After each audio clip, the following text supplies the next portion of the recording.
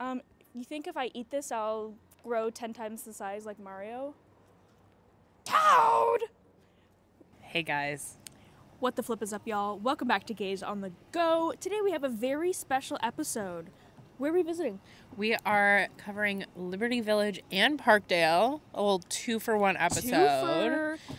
And we have a very special guest with us coming all the way from New Jersey. Cory Benson. Happy to be here, folks. It's a jam-packed episode. We're gonna be exploring different neighborhoods. We're gonna be trying some food. We're gonna be learning some history. So follow along and let's see what happens. Let's go.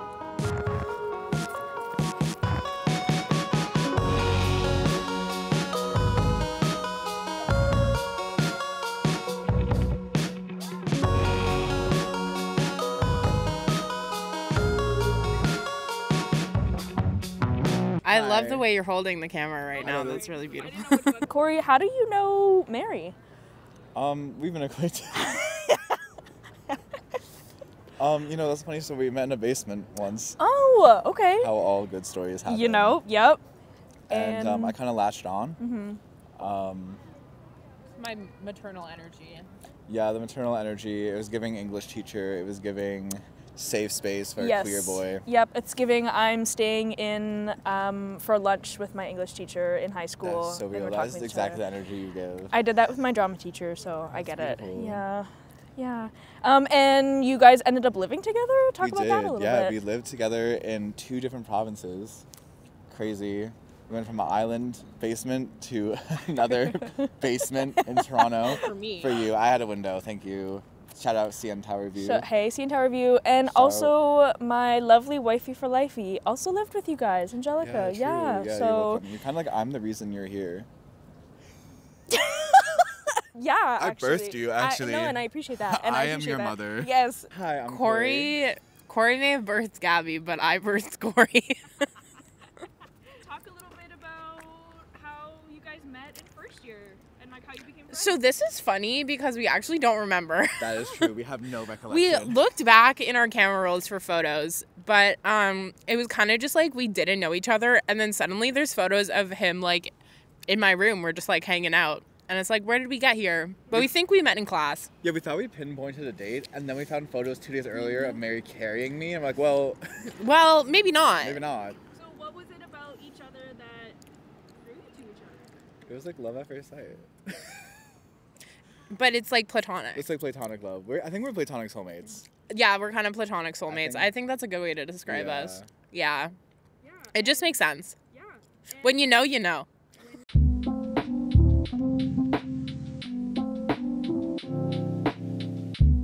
Behind me is Anna Care Center. Is that Anna Care? Behind me is the Anna Care Center where currently the women's convention show is happening, and my mom's there. So shout out, Mom. Love you so much. See you later. I love you. Bye. Mwah. Here we have BMO Field, home of the Toronto FC, also home of Canada Soccer when they play. Marty and I, we watched the Canadian women's team play. Who is it? Mexico, I believe?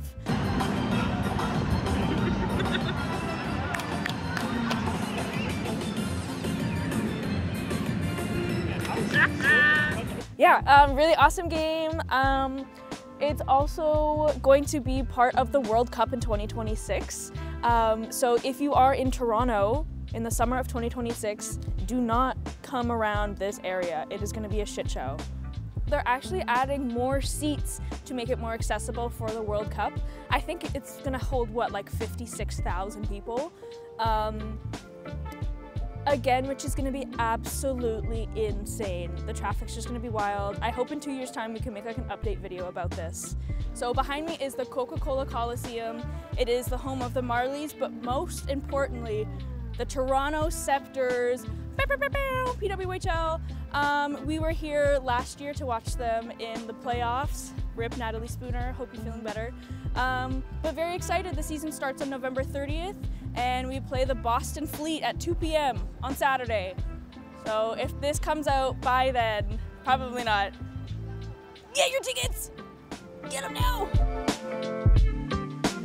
Behind me is is Ontario Place. It used to be such a beautiful destination for people. It was a huge water park, huge community gathering event. There's lots of trees there and stuff, until our Conservative Premier Doug Ford decided to completely uproot everything and turn it into a spa. Do we have healthcare funding? No. Do we have education funding? No. But you know what we have funding for? A spa on an island. Like, make that make sense, please. Rip Ontario Place, you deserved better. Fuck you, Doug Ford. Stupid bitch. Behind me, we have the GO train stop for the exhibition. It goes both east and west, so you have accessibility there. There's also a pathway underneath that takes you to Liberty Village, which we're going to.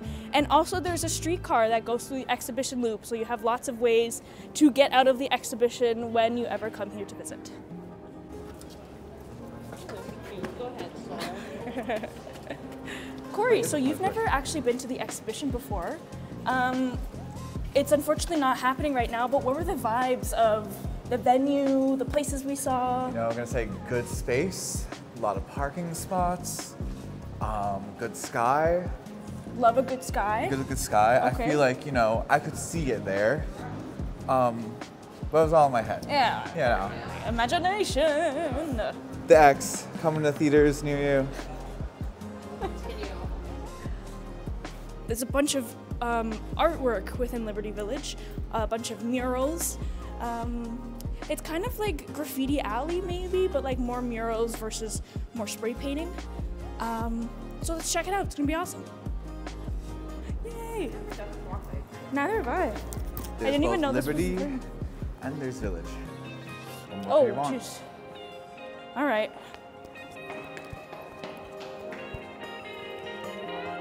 Victory!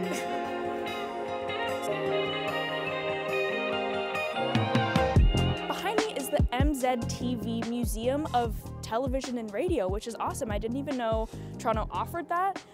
It is exactly what it sounds like. It is a museum of the radio and television history in Toronto and Canada. One of the past exhibits was exploring the 125 years of radio history, a look from Tesla to the future now. And tickets are only $10, so it's very affordable. Learn about a really incredible industry that I'm hoping to get into one day. And yeah, you can check it out. Cory, we get it, you have blue eyes. So within Liberty Village, there is actually something called the Old Prison Chapel, which is Toronto's first permanent jail. It was built in the 1870s. It operated until 1915-ish. And the people who were incarcerated, they did a bunch of industrial work within the prison. It is no longer operating, obviously, but the building and the structure is still standing, and it's actually part of a Toronto historic landmark. We are currently on Liberty Street, which is the main street that goes through Liberty Village. The reason why Liberty Village is called Liberty Village is because the first street that men and women who were released from the old prison chapel, they would walk on Liberty Street. And they just kept the name and they added village. So we are now in Liberty Village. So you just saw a plaque for the Andrew Mercer Reformatory for Women, which was Canada's first female-only prison system for women. It was in production from 1880 to 1969. It's actually in the parking lot just right behind there. And it was a place for women who were deemed difficult to go. There were a lot of allegations of mistreatment, abuse, possible medical experimentations, and even eugenics. So it was not a great place, and as of 2023, there has been no public inquiry into the reformatory, which is heartbreaking.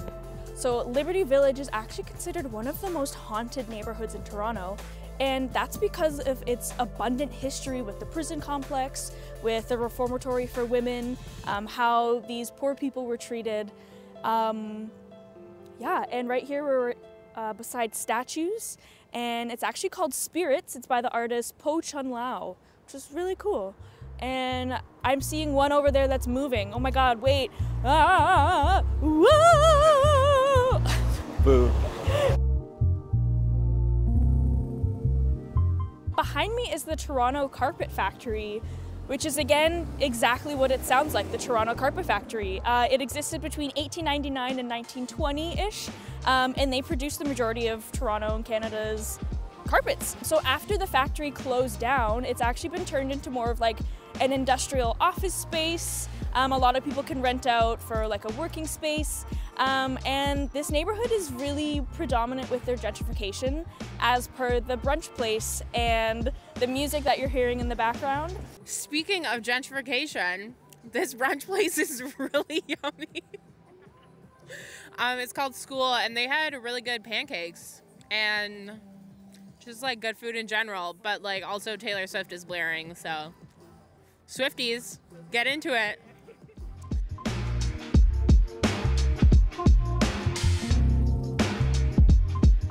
So we are on Milky Way, which is just, the major intersection is Queen and Dufferin. And here is another graffiti alley. Gorgeous artwork, especially this one. You know, around this area there are a bunch of murals, and we're gonna show you our favorites. Check it out. Art historian. I believe this is a portrayal of the ecstasy of Saint Teresa. There's an angel touching her, and she's having a very erotic kind of ascension, ecstasy moment. Hey there. Portrayed in this alleyway. Okay, art history minor. What?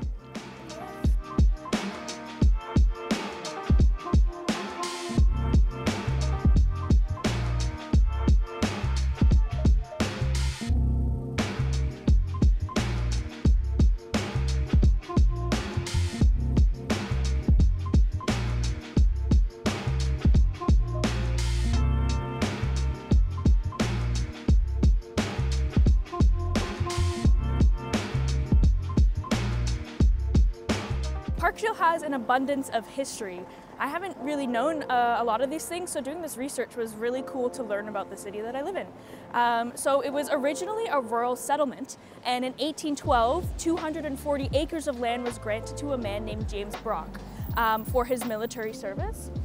And his widow, I believe her name was Lily Brock, she commissioned a roadway through the land after his death, turning the area into a small village. And now we have Parkdale. So in 1886, the town of Parkdale was actually given an official seal. But in 1889, that was annexed by the city of Toronto. And now Parkdale is within the city of Toronto. So behind me, you are looking at a mural called Waiting for Aliens. It's by an artist called Cristiano. And it's kind of tongue-in-cheek because allegedly, again, I'm not from Parkdale, I don't consider myself a Parkdalian, but that word there, people call themselves Parkdalians. And so it's a little tongue-in-cheek that we have a mural of aliens looking to buy some ice cream. And I think my favorite part is the alien with 3 boobs, because I just think that's kind of funny. Marty, what's your favorite? Also that, but the little guy on the UFO, I guess. Yeah. Okay. Hell yeah. So thanks, Cristiano. Parkdale used to be a resort spot for Torontonians due to its proximity to the lake, but it was actually only for the elite. In the 1950s, post-World War II, the city actually saw an economic slowdown, which meant that most of the large mansions that were built were either torn down or they were rented out, and they made space for apartments and a more lower affordable neighborhood. So people from the psychiatric hospital, especially the 1979 Lakeshore Provincial Psychiatric Hospital, so once that closed, a lot of those patients actually moved into this area. And now we don't see as many huge mansions anymore because of that. So Parkdale, like most of the neighborhoods in major cities in North America, is unfortunately experiencing a large gentrification crisis. And a lot of the people who are in lower income neighborhoods or people who are experiencing hardships, it's getting really difficult for them to survive. And we see that in a lot of the major neighborhoods in Toronto, unfortunately.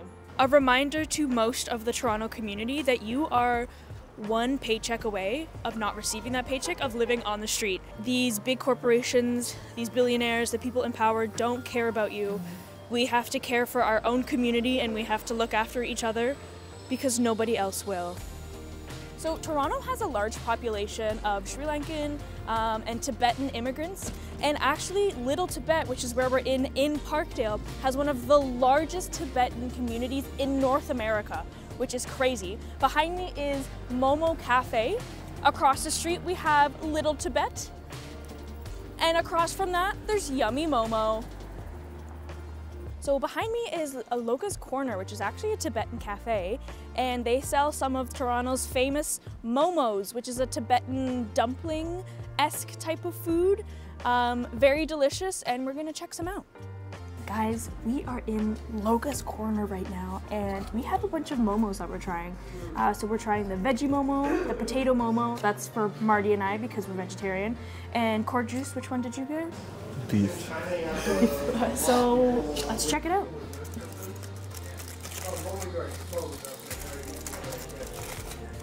Ooh, it came with some pickled radishes, as well as there's just a bunch of nice sauces that we can try. So let's give her. So here we have a nice chili sauce, I believe. This one looks like an aioli, but I'm not 100% certain. And this one I thought was soy sauce, but it's not the consistency of soy sauce. Or maybe it is. Is it? It might be. It might be? That's totally soy sauce, yeah. Cheers. Oh yeah, that's good. Yeah, you tell us about this sauce. I forgot what the sauce is. I'm not sure. I had momos once before in Hong Kong.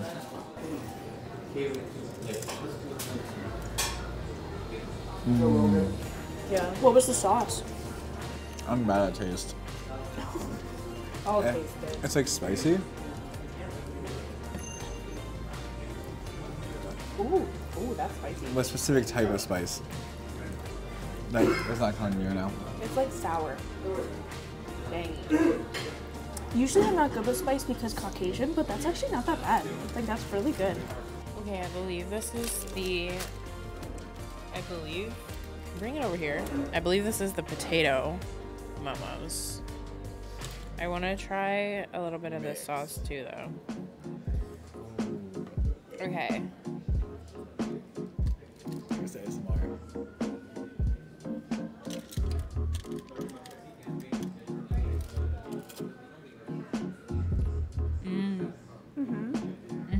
Did you mix the soy sauce and the... Oh yeah. It's like warm and comforting. Would you rate it out of 10? I would give it like an 8, 7.5.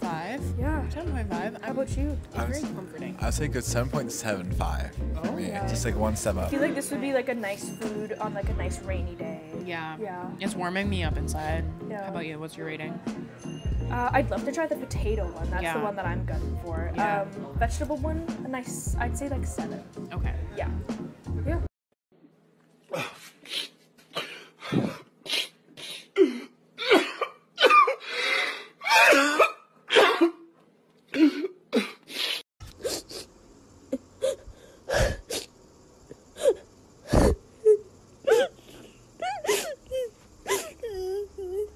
I'm gonna steal the potato one. Okay, you try the potato one and then we'll just eat potato. You see it? Yeah.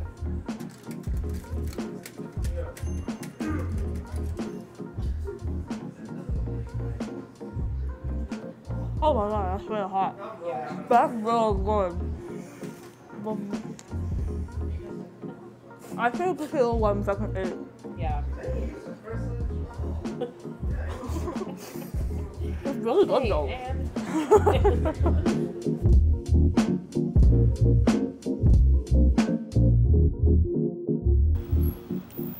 So I'm standing in front of the unfortunately newly closed Peaches Sports Bar. Now Peaches was very much so a safe haven for the queer community.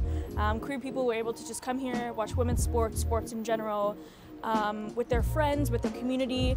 Marty and I and a couple of our friends, we actually watched the Women's World Hockey Championship here last year. Phenomenal atmosphere. Unfortunately, there were some things that happened with management, and they had to close down, which kind of sucks. So Toronto, to begin with, already does not have a lot of queer and lesbian spaces specifically. Now, Peaches was one of those lesbian spaces, and now that it's closed, where are we gonna go? Where are we gonna go watch the PWHL, the WNBA, the NWSL? Where are we gonna watch these places if we don't have a spot for our community to gather? It's just a very unfortunate situation, and I'm very sad. Marty, how do you feel about it? Yeah, we need more queer sports bars and spaces that aren't just clubs. Clubs. Places specifically where they don't sell alcohol. I feel like, well, here it's obviously the sports bar, they're gonna sell alcohol, but the main reason to go is to not party and drink and stuff, right? It's to hang out with your friends and watch something that is very near and dear to the lesbian and queer community. Village of Parkdale. Do you remember the lore about Pee Pee Poo Poo Man? In 2019, there was a man who would put his urine and feces in a bucket and he would pour it over the heads of people for absolutely no reason. My friend Sarai Rudder was in the Robarts Library when that happened, and she said it was horrendous, and I believe her. And I'm so sorry to anybody that happened to, because that is really shitty, no pun intended. I'm so sorry. I was walking on the street on the night of the 4th attack, I believe, at my intersection, which I passed by. Mary knows I was too afraid to leave her dorm for a very long time. And then when I went, I was like about 5 minutes away when I heard that he struck again. Lived in fear. I think the Toronto University community was in shambles for like a good 4 days, because how do you get that much poop in a bucket? First of all, it was just one person. Second of all, how do you get into libraries? And nobody knew, like, how could they not catch him after 4 days? Cory, how are you enjoying your time with Gays on the Go? You know, never been to Parkdale, never been on Gays on the Go. It's really first time for everything. Kind of had me in the first half, but I think I'm warming up. How does it feel knowing that you were also a gay on the go? I am also, you know, I never thought about that. Yeah. I used to be a gay sitting down, a gay lying on the side, but now Gabs and Mary have taken me to a new level. I'm officially on the go. Welcome to Gays on the Go. Sponsored by Dairy Farmers of Ontario. No, we drink oat. Stop.